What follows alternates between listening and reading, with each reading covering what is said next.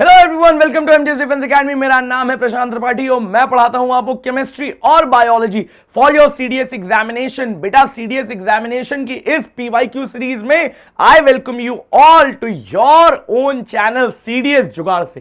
बेटा, अगर आप नए हैं इस चैनल पे तो चैनल को सब्सक्राइब कर लीजिए और उस बेल आइकन को दबा दीजिए ताकि जितने भी वीडियोस, जितने भी पीवाईक्यू सीरीज, मैं, विनीत सर, जितने भी टीचर्स हैं, हमारी सीडीएस की टॉप मोस्ट टीम जो लेकर के आ रही है आपके लिए, उसके एक भी आप वीडियोस मिस ना करें ताकि 2024 में आने वाला जो आपका अटेम्प्ट है उसमें एक भी क्वेश्चन आपका मिस ना हो। तो without wasting any further time start करना शुरू करते बेटा। हम 2020 के क्वेश्चंस को हम कर रहे हैं यहां पर। 2020 के केमिस्ट्री का पहला क्वेश्चन क्या आ रहा है? Scattering of alpha particle by a thin gold foil suggest the presence of. बेटा, अगर आपको याद हो, क्या याद हो? अगर आपको रदरफोर्ड का स्कैटरिंग एक्सपेरिमेंट याद हो तो क्या होता है?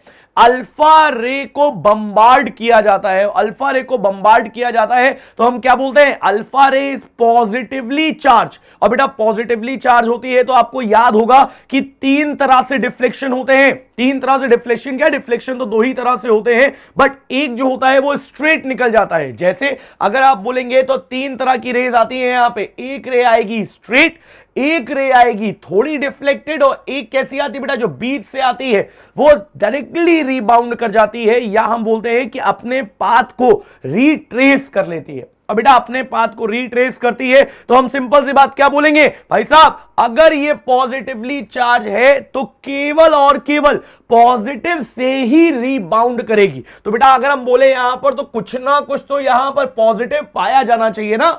हाँ, अगर यहां पर पॉजिटिव कुछ ना कुछ पाया जाना चाहिए तो हम क्या बोल रहे हैं? Sir, electron in an atom. नहीं, इलेक्ट्रॉन तो नेगेटिवली चार्ज होता है। Proton in an atom, proton की तो डिस्कवरी हुई नहीं थी। उसके बाद positively charge nucleus at the centre of atom. Yes, बोला था रदरफोर्ड ने कि मास जो होता है एटम का वो कॉन्सेंट्रेटेड होता है आकर के सेंटर में। और बेटा, कॉन्सेंट्रेटेड होता है आकर के सेंटर में तो आंसर क्या हो जाएगा भाई साहब? Positively charge nucleus at the centre of atom. समझ में आ गई बात? बहुत सिंपल सी बातें हम लोग करेंगे। और देखिए कितना सिंपल क्वेश्चन था ये। एक बार हिंदी मीडियम वालों के लिए, बच्चों के लिए बेटा, यही वाला क्वेश्चन मैंने यहां पर भी दिया हुआ है। बहुत सिंपल क्वेश्चन है, very very very simple to understand. क्यों? क्योंकि ये आपकी 9th क्लास की एनसीईआरटी का क्वेश्चन है। तो अब आप समझिए, 9th क्लास की एनसीईआरटी से भी आपको क्वेश्चन दिए जा रहे हैं। मतलब आपको 9th की एनसीईआरटी, 10th की एनसीईआरटी, 11th 12th की हल्की फुल्की एनसीईआरटी पढ़ लेनी है बहुत अच्छे से। और तुम पढ़ो चाहे ना पढ़ो, तुम्हारा भाई तो है यहां पे, मैं पढ़ाऊंगा तुम्हें एक एक चीज। अब देखो हम क्या बात कर रहे हैं, बहुत ध्यान समझिएगा भाई। देखो देखो, बोला गया है the element of which of the following pair are isobars. पहले बात तो ये जान लो कि सर आइसोटोप और आइसोबार क्या होते हैं। आइसोटोप क्या होते हैं? जिनका एटॉमिक नंबर सेम है, एटॉमिक मास डिफरेंट है। और आइसोबार क्या है बेटा? जिनका एटॉमिक मास सेम है और एटॉमिक नंबर डिफरेंट है। तो हम क्या बोल रहे हैं यहां पे? सर, अगर आप बोलेंगे यहां पे तो पहला वाला जो है H11 H13, सर ये तो आइसोटोप हो गया। आप यहां पर देखेंगे तो ये भी आइसोटोप है भाई साहब, ये भी आइसोटोप है। बट अगर आप इसको देखोगे यहां पे तो क्या बोल रहा हूं मैं? Atomic mass same, atomic number different. तो क्या हो जाएगा बेटा? यही हो जाएगा आपका आइसोबार। समझ में आ गई बात? तो हम क्या लगा देंगे इसको हम लगा देंगे sir this is the exact answer of it. चलो भाई देखो, अब किसकी बात करें? नेक्स्ट क्वेश्चन हमारे सामने दिया हुआ है। क्या दिया हुआ है हमें? अच्छा देखो, ये वाला क्वेश्चन जो है वो थोड़ा सा अच्छा है और थोड़ा अच्छा नहीं है। इतना रद्दी क्वेश्चन है और इतना सिंपल क्वेश्चन है। क्या बोला जा रहा है? पहली बात तो अगर तुमको इस क्वेश्चन को करना है, तुमको रिएक्टिविटी सीरीज याद होनी चाहिए। कैसे? जो एक तुमको न्यूमोनिक पढ़ाया जाता है, कौन सा? Please stop calling me a careless zebra, instead trying learning how copper, mercury, save gold and silver. देखो, कॉपर, मरकरी, गोल्ड, सिल्वर, जितनी भी चीजें हैं ये सारे आपके लीस्ट रिएक्टिव मेटल होते हैं। और आपको ये बात बहुत अच्छे से पता है कि सर अगर हम रिएक्टिविटी सीरीज में देखते हैं तो रिएक्टिविटी सीरीज में जो ऊपर पाया जा रहा है वो नीचे वाले को बहुत इजीली रिप्लेस कर देगा। मतलब सर एक सीरीज है जिसमें आप बोलते हैं कि पोटेशियम सबसे ऊपर पाया जाता है। अगर आप पोटेशियम को देखो तो मतलब सबसे ज्यादा रिएक्टिव है। अगर आप देखोगे यहां पर सोडियम को तो सोडियम सबसे ज्यादा रिएक्टिव है। तो ये क्या करता है बेटा? ये बहुत जल्दी जल्दी रिप्लेस कर लेता है चीजों को। और इसी सीक्वेंस में अगर आप नीचे देखेंगे तो आपका गोल्ड हो गया, आपका मरकरी हो गया, आपका सिल्वर हो गया, आपका प्लैटिनम हो गया, ठीक है। ये सारे मेटल पाए जाते हैं जो जल्दी रिप्लेस नहीं कर पाते हैं। कॉपर हो गया आपका, ये जल्दी रिप्लेस नहीं कर पाते हैं दूसरे एटम को। क्यों? क्योंकि इनकी रिएक्टिविटी नीचे पाए जा रहे हैं, इनकी रिएक्टिविटी बहुत कम होती है। जो पाए जाते हैं बेटा ऊपर। तो हम क्या देखेंगे यहां पे? आयरन और कॉपर। अब देखो आयरन जो है वो कॉपर से ऊपर पाया जा रहा है, और यहां पर क्या पूछा गया है? Which one of the following chemical reaction is not feasible. कौन सी फीजिबल नहीं है, या हम बोल रहे हैं कौन सी नहीं होगी। तो हम क्या बोल रहे हैं बेटा? यहां पे ये आयरन तो रिप्लेस कर लेगा इसको, और जैसे आयरन रिप्लेस करेगा भाई साहब FeSO4 बन जाएगा। बिल्कुल सही बात है। दूसरी बात हम बोल रहे हैं Zn, सर जिंक भी कॉपर से ऊपर है, और जिंक भी कॉपर से ऊपर है तो जिंक भी रिप्लेस कर देगा। बट अगर कॉपर देखो और लेड देखो बेटा, कॉपर और लेड को देखोगे तो कॉपर नीचे है, लेड ऊपर। और जब कॉपर नीचे है और लेड ऊपर, तो कहां नीचे वाला ऊपर वाले को रिप्लेस करेगा? यही तो बात है। अगर नीचे वाला ऊपर वाले को रिप्लेस कर देगा तब तो रिएक्शन गड़बड़ हो जाएगी। तो हम क्या बोलेंगे बेटा? ये वाली रिएक्शन जो है, this reaction is not feasible. समझ में आ गई बात? चलो भाई देखो, अब देखो हिंदी मीडियम वाले बच्चों के लिए बेटा जितने क्वेश्चन इंग्लिश में हैं उतने सारे क्वेश्चन आपको हिंदी में मिलेंगे। यहां पे निम्नलिखित में से कौन सी रासायनिक अभिक्रिया संभव नहीं है? मैंने अभी बताया आपको कि अगर आप देखोगे तो कॉपर नीचे, लेड ऊपर। कॉपर कभी भी लेड को रिप्लेस नहीं कर पाएगा। समझ में आ रही बात? चलो भाई देखो, अब नेक्स्ट क्वेश्चन की तरफ चलते हैं। यहां पे बोला गया है, इतना लप्पू सा क्वेश्चन है। क्या बोला गया है यहां पे? बोला गया है solution having pH equal to 0। भाई साहब ये देखो, अगर आप बोल रहे हैं यहां पे आपने बीच में रख दिया है, क्या बीच में रखा आपने 7, और 7 से आप जितना इधर जाएंगे pH में उतना ज्यादा एसिडिक।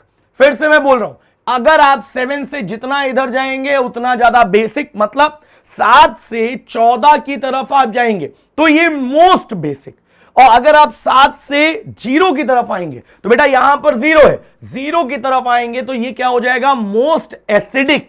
मतलब सर अगर हम 0 की तरफ हैं तो सबसे ज्यादा एसिडिक, अगर हम 14 की तरफ हैं तो सबसे ज्यादा बेसिक। अब देखो क्वेश्चन क्या दिया है, बोला गया solution having pH equal to 0 is known as.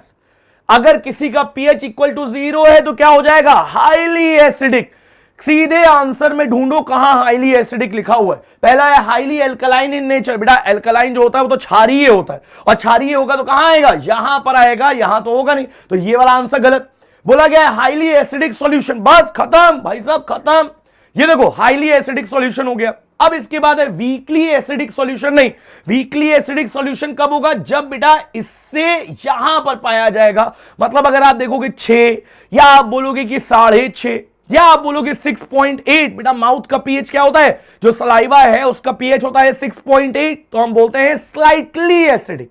समझ में आ रही बात? चलो भाई देखो, अब हम क्या बोल रहे हैं बेटा? न्यूट्रल का मतलब क्या है? न्यूट्रल का मतलब है 7 के पास। समझ में आ गई बात? देखो इतने लप्पू लप्पू से क्वेश्चन दिए यहां पे। अब क्या बात कर रहे हैं? देखो हिंदी मीडियम वालों के लिए फिर से बेटा परेशान मत होइएगा, जो चीज इंग्लिश में दी गई है आपको वो चीज हिंदी में भी दी गई है, ठीक है। अब देखो यहां पर क्या बोल रहे हैं, ये देखो, इतना सिंपल क्वेश्चन कैसे दे सकता है भाई कोई? बोला गया है which one of the following acidic acid is produced in human stomach. बच्चे को पता है ये कि ह्यूमन स्टमक में अगर आप देखेंगे तो ह्यूमन स्टमक में एक ही एसिडिक पाया जाता है भाई साहब, HCl। HCl के अलावा और कुछ भी नहीं पाया जाता है। तो हम क्या बोलेंगे यहां पे? सर फॉर्मिक एसिड नहीं होगा। अगर आप sulphuric acid, sir mineral acid होता है, नहीं होगा। नाइट्रिक एसिड मिनरल एसिड है, नहीं होगा। और अगर आप हाइड्रोक्लोरिक एसिड बोलोगे, यस सर HCl पाया जाता है हमारे स्टमक में, जो एंटीबैक्टीरियल का काम करता है, जो पेप्सिन को चेंज करता है, नहीं जो प्रोपेप्सिन को पेप्सिन में चेंज करता है। बहुत सारे काम होते हैं इसके। समझ में आ रही बात? तो आंसर क्या हो जाएगा बेटा? इसका आंसर हो जाएगा हाइड्रोक्लोरिक एसिड। समझ में आ गई बात? अब देखो कितने सिंपल सिंपल से क्वेश्चन है, बहुत सिंपल सिंपल से क्वेश्चन है। अब हम क्या देख रहे हैं बेटा? देखो यहां पे ये हिंदी मीडियम वालों के लिए जैसे वहां लिखा है वैसे यहां लिखा है। कोई टेंशन लेने की जरूरत नहीं है, कोई चिंता करने की जरूरत नहीं है, सारी बातें तुम्हारा भाई लेके आए। अब देखो क्या बोल रहा हूं मैं यहां पे, ये देखो ये बड़ा अच्छा क्वेश्चन है, बहुत सिंपल सा क्वेश्चन है बट थोड़ा सा अच्छा है। कैसे अच्छा है? मिलाते हैं एक बार। बोला गया है हमसे कि अगर आप बोरिक एसिड को ले रहे हो, अगर आप सिट्रिक एसिड को ले रहे हो, मैग्नीशियम हाइड्रोक्साइड ले रहे हो, एसिटिक एसिड को ले रहे हो, तो कौन कौन सी चीजें किस किस चीज के लिए यूज होंगी।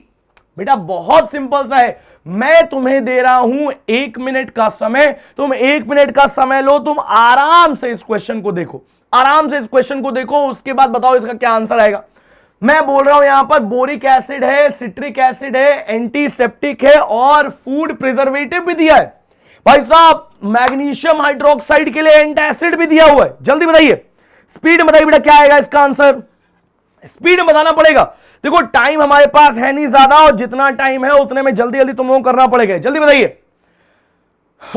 एक बार देखो मिला लेते हैं यहां पर, और मिलाएंगे तो कैसे मिला रहे हैं बहुत ध्यान समझिएगा, बहुत ध्यान समझिएगा।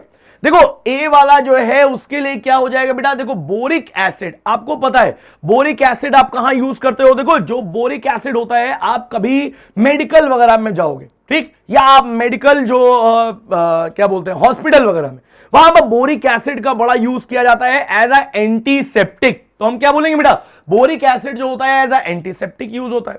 फिर से अगर आप बोलोगे sir citric acid, sir vitamin C पाया जा रहा है, और विटामिन सी पाया जा रहा है तो किस तरह से, एज अ फूड प्रिजर्वेटिव। सामने सामने आंसर दिए।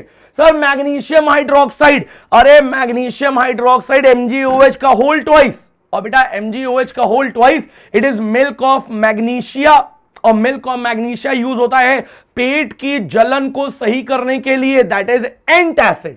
और उसके बाद बोलेंगे आप एसिटिक एसिड, भाई साहब हमको ये तो पता है कि सिरका जो होता है एसिटिक एसिड, और अगर आपको ना याद हो तो हम फिर से बता दे रहे हैं इसका फॉर्मूला भी, क्या इसका फॉर्मूला होता है आपका CH3COOH। बेटा ये CH3COOH, या हम बोलेंगे कि ये एसिटिक एसिड आपका यूज होता है किस चीज में बेटा, यूज होता है पिकल्स में, या हम बोलते हैं सर सिरके का यूज किया जाता है पिकल में, और इसी एसिटिक एसिड को विनेगर भी कहा जाता है।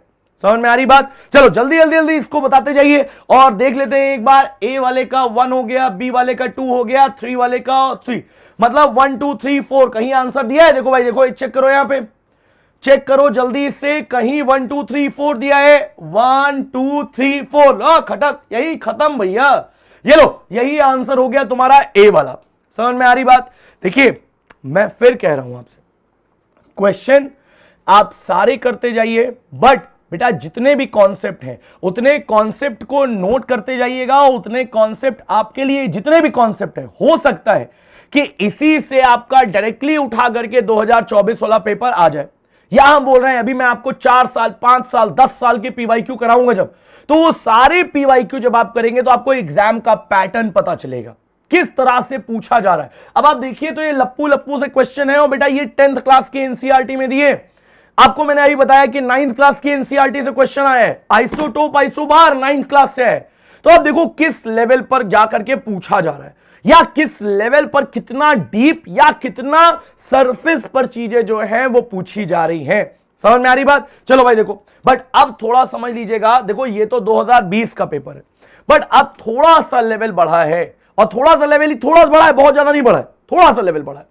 अब देखो क्या बात कर रहे हैं। चलो भाई देखो नेक्स्ट क्वेश्चन की तरफ चलते हैं। बेटा यही वाला क्वेश्चन आपको ऐसे दिया हुआ है पूरा यहां पर, तो परेशान होने की बिल्कुल भी जरूरत नहीं है। हाँ ये देखो, अच्छा देखो, ये क्वेश्चन कराने से पहले मैं तुमको कुछ बताना चाहता हूं। बताना मैं तुमको ये चाहता हूं कि देखो मेरे घर में व्हाइट वॉशिंग हुई। व्हाइट वॉशिंग कहने का मतलब चूने से पुताई होगी, और चूना हमको पता है कि क्या होता है, कैल्शियम हाइड्रोक्साइड होता है, CaOH का होल ट्वाइस होता है। भाई साहब तुमको पता है ये बात। अब कैल्शियम हाइड्रोक्साइड से जैसे ही हमने पुताई करवाने के बाद आप देखेंगे तो घर जो होता है वो हल्का सा, बहुत हल्का सा, मतलब रिफ्लेक्शन पड़ता है, उसकी वजह से नीला दिखता है, बहुत हल्का सा, बहुत मतलब इतना नीला हल्का दिखेगा कि आपको लगेगा बस की है। बट आप दूसरे दिन सो के उठते हो तो आपको लगता है कि अरे वाह, घर जो है हमारा वो तो पूरा सफेद हो गया। और पूरा सफेद मतलब कि व्हाइट कलर का शाइनी अपीयरेंस देता है। तो बेटा व्हाइट कलर का जो शाइनी अपीयरेंस है वो किसकी वजह से है, बिकॉज जो कैल्शियम हाइड्रोक्साइड है जो आपने लगाया है वो रिएक्ट कर जाता है कार्बन डाइऑक्साइड के साथ जो एटमॉस्फेयर में, और बेटा जब दोनों एक साथ जुड़ेंगे तब क्या बनाता है, कैल्शियम कार्बोनेट बनाता है।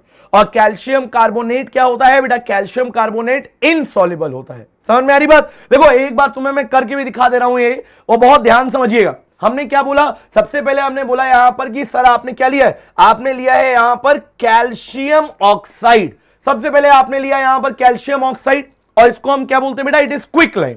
ठीक, कैल्शियम ऑक्साइड के साथ में आपने क्या मिला दिया है, कैल्शियम ऑक्साइड के साथ में आपने मिलाया वाटर, मतलब पानी मिला दिया। अब जैसे ही आप पानी, देखो चूने को भिगो करके रखते हो ना रात भर, और जैसे ही पानी मिलाएंगे आप क्या बन जाएगा, यहां पर बन जाएगा आपका calcium hydroxide, that is CaOH का होल ट्वाइस। और जब CaOH का होल ट्वाइस, देखो यहां पर हीट वगैरह भी निकलती है, तो एक बार हीट भी निकाल दो तो कुछ तो महानुभाव कहेंगे कि ये रिएक्शन तो गलत बताई जा रही है हमको। नहीं भैया, गलत नहीं बता रहे हैं, याद रखिएगा। अब ये कैल्शियम हाइड्रोक्साइड बेटा जैसे ही कार्बन डाइऑक्साइड के साथ में रिएक्ट करता है, ये क्या बनाता है, ये बनाता है calcium carbonate, that is CaCO3। और बेटा याद रखिएगा, ये कैल्शियम कार्बोनेट बेटा ये व्हाइट कलर का होता है, और व्हाइट कलर का ये जो अपीयरेंस देता है, पहली बात तो ये व्हाइट कलर का होता है, और याद रखिएगा कि बेटा ये क्या होता है, it is insoluble in nature. क्या होता है ये इनसॉल्युबल नेचर का होता है। और इनसॉल्युबल नेचर कहने का मतलब क्या है, इनसॉल्युबल नेचर कहने का मतलब प्रेसिपिटेट के फॉर्म में बैठ जाएगा। और यही रीजन है कि अगर आप चूने वाली दीवार पे ऐसे हाथ मार दो तो आपके हाथ में सारा व्हाइट कलर का सब्सटेंस लग जाता है। और क्यों लगता है, बिकॉज वही चूना है। समझ में आ रही बात? तो हम क्या बोलेंगे बेटा, कैल्शियम कार्बोनेट। और बोल रहे हैं, यहीं पर देख लो, अगर आपने कहीं बोला गया आपसे कि आपने और ज्यादा कार्बन डाइऑक्साइड पास कर दी, तो बेटा और ज्यादा कार्बन डाइऑक्साइड पास करने के टाइम पे क्या होता है, यहां पर बन जाता है आपका कैल्शियम हाइड्रोजन कार्बोनेट, CaHCO3। समझ में आ रही बात? और बेटा कैल्शियम बाइकार्बोनेट या CaHCO3 आप देखते हैं तो CaHCO3 जो होता है बेटा ये आपका इनसॉल्युबल होता है। समझ में आ रही बात? एक बार बेटा नोट करिए जल्दी, इसको जल्दी नोट करिए इसको। अच्छा यहां पर एक चीज देख लीजिएगा, देखो ये गड़बड़ हो गया। यहां पे क्या गड़बड़ हुआ है बेटा, ये जो है ये CaHCO3 का होल ट्वाइस है। ठीक है, इसको सही कर लीजिए। चलो आगे देखिए। अब देखो आगे देखते हैं, यहां पर बहुत ध्यान समझिएगा, बहुत ध्यान समझिएगा इस बात को। हम क्या बोल रहे हैं बेटा, तो इसका क्या हो जाएगा, बोला गया है when air is blown from the mouth. अब माउथ से एयर ब्लो की जा रही है तो आपको पता है कि क्या होता है यहां पर होता है आपका कार्बन डाइऑक्साइड, मतलब आप मुंह से निकाल रहे हैं ना हवा, और कार्बन डाइऑक्साइड आ जाएगा यहां पे। अब कार्बन डाइऑक्साइड जब लाइम वाटर से पास होगा, और बेटा लाइम वाटर कहने का मतलब क्या है, लाइम वाटर कहने का मतलब है कि वही स्लेक्ड लाइम, वही कैल्शियम हाइड्रोक्साइड, बेटा कैल्शियम हाइड्रोक्साइड लेते हैं आप तो आप उसको कैल्शियम हाइड्रोक्साइड कहिए, चाहे आप उसको स्लेक्ड लाइम कहिए, चाहे आप उसको लाइम वाटर कहिए, तीनों बातें सेम है। तो हम क्या बोलेंगे, जब लाइम वाटर से या जब स्लेक्ड लाइम से आप कार्बन डाइऑक्साइड पास करोगे तो क्या हो जाएगा यहां पे बेटा, यहां पर ये मिल्की टर्न हो जाएगा। देखो लिखा हुआ है टर्न्स मिल्की। तो हम क्या बोलेंगे, कौन सा पास किया गया है, कार्बन डाइऑक्साइड पास किया गया। समझ में आ गई इतनी बात? देखो एक क्वेश्चन का कितना एक्सप्लेनेशन है, और उस एक एक्सप्लेनेशन से आपको कितने सारे और क्वेश्चन मिल गए। समझ में आ रही बात? मतलब इनसॉल्युबल नेचर, उसके बाद सॉल्युबल नेचर, उसके बाद बहुत सारी चीजें और। चलो भाई देखो, अब नेक्स्ट क्वेश्चन की बात करते हैं हम लोग। हमारे सामने क्या दिया हुआ है समझिएगा बहुत ध्यान से।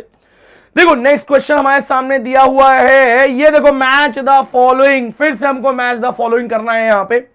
अब देख कितने जबरदस्त क्वेश्चन दिए जा रहे हैं। पहला क्वेश्चन क्या बोला गया है, सर अभी हमने बोला है स्लेक्ड लाइम, और अभी हमने देखा है स्लेक्ड लाइम, और स्लेक्ड लाइम यहां पर भी आ गया, तो हम क्या बोलेंगे, सर हम सबसे पहले CaOH का होल ट्वाइस ढूंढ लें, उसके बाद हम देखेंगे कहां पर कौन सी चीज पाई जा रही है। ये देखो CaOH का होल ट्वाइस हो गया यहां पे। सर हमको एक चीज और पता है, हमने देख लिया ब्लीचिंग पाउडर। ब्लीचिंग पाउडर का फॉर्मूला होता है आपका CaOCl2, कैल्शियम ऑक्सीक्लोराइड। और बेटा कैल्शियम ऑक्सीक्लोराइड तो ब्लीचिंग पाउडर का फॉर्मूला कहां है, ये देखो नीचे का ये है, ये देखो ये है तुम्हारा कैल्शियम ऑक्सीक्लोराइड। और फिर से सर बेकिंग सोडा हम देखते हैं तो बेकिंग सोडा आपका होता है NaHCO3, और सेम एस्टिस वॉशिंग सोडा आप देखेंगे तो Na2CO3। तो देख लें क्या आ रहा है आपका सीक्वेंस। ए वाले का आ रहा है 4, ए वाले का आ रहा है 4, तो देख ले भाई यहां पे ए वाले का कहीं 4 दिया हुआ है, चेक करिए एक बार। देखिए ए वाले का 4 दिया है कहीं पे, ए वाले का 4 दिया है, बिल्कुल दिया हुआ है यहां पे। और देखेंगे तो ए वाले का 4 हो गया, डी वाले का 3 हो गया। डी वाले का 3 दिया है, डी वाले का 3 दिया है यहां पे। अच्छा, डी वाले का 3 यहां भी दिया है, ये देखो बड़ा गड़बड़ कर रहा है यहां पे। अब ये वाले दोनों ऑप्शन सही हो गए क्या? इसमें दिया है डी का 3, नहीं नहीं नहीं, ये दोनों गलत हो जाएंगे। मतलब हम इन दोनों ऑप्शन में खेलते हैं यहां पे। अब हमसे बोला गया है बेकिंग सोडा NaHCO3, बेटा बेकिंग सोडा NaHCO3, तो हम देखेंगे यहां पे कहीं बी वाले का 1 दिया है, बी वाले का 1 दिया है और बी वाले का 2। ये देखो यही वाला आंसर हो गया तुम्हारा, बी वाले का 1। समझ में आ गई बात? देखो कितना सिंपल है, सिर्फ फॉर्मूले याद करने हैं। अब बताऊं मैं ये वाला क्वेश्चन कहां से, सोर्स जान लीजिए।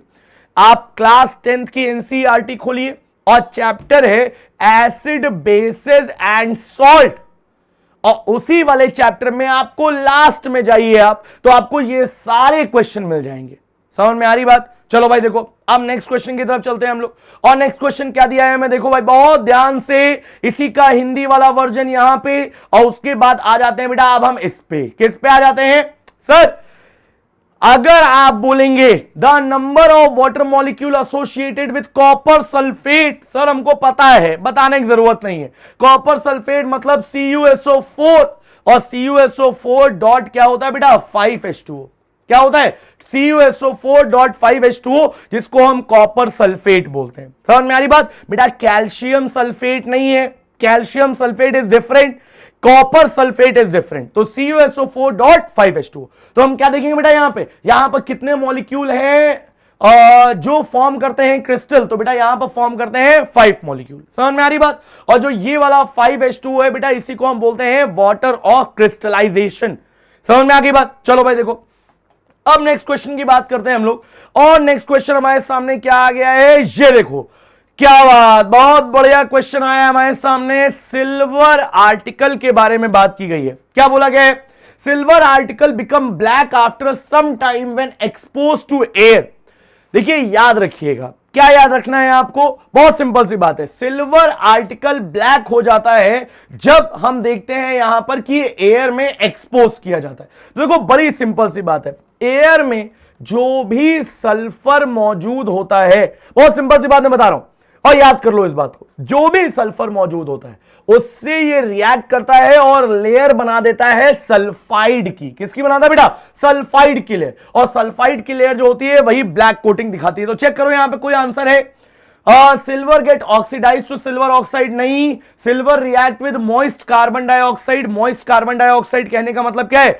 जो आपका HCO3 है, ठीक है, बट उसकी बात नहीं करेंगे हम यहां पे, ये भी गड़बड़ हो जाएगा आपका। तीसरा आपको बोला गया है सिल्वर रिएक्ट करता है sulphur in the air to form coating of silver sulphide. Yes, यही है। देखो केमिस्ट्री और बायो में सबसे बड़ी अच्छी बात क्या है?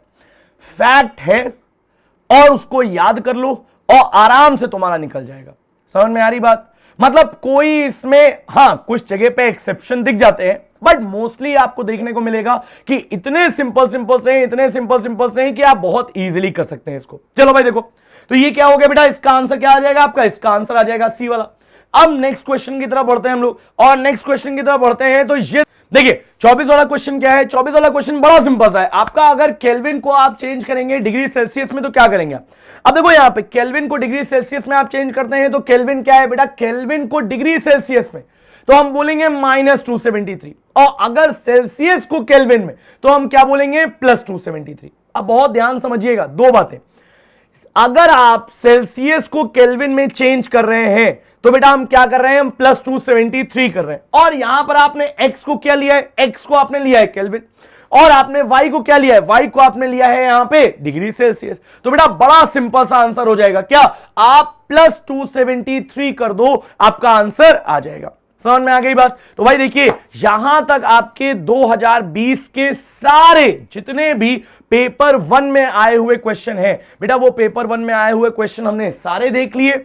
अब कोई दिक्कत नहीं है, आप पेपर 1 वाले क्वेश्चन देख लिए, अभी हम इसके बायो वाले क्वेश्चन भी कराएंगे, उसके बाद जो पेपर 2 में आए हुए हैं वो भी क्वेश्चन कराएंगे। तो परेशान होने की बिल्कुल भी जरूरत नहीं है, खटाक खटाक खटाक खटाक खटाक सारे क्वेश्चन हम लोग कर डालेंगे और विद कॉन्सेप्ट कर डालेंगे। समझ में आ गई बात? तो इतनी बातें करते बेटा हम लोग मिलते हैं नेक्स्ट वीडियो में अपने बायो की सीरीज के साथ में। तब तक के लिए थैंक यू सो मच। जय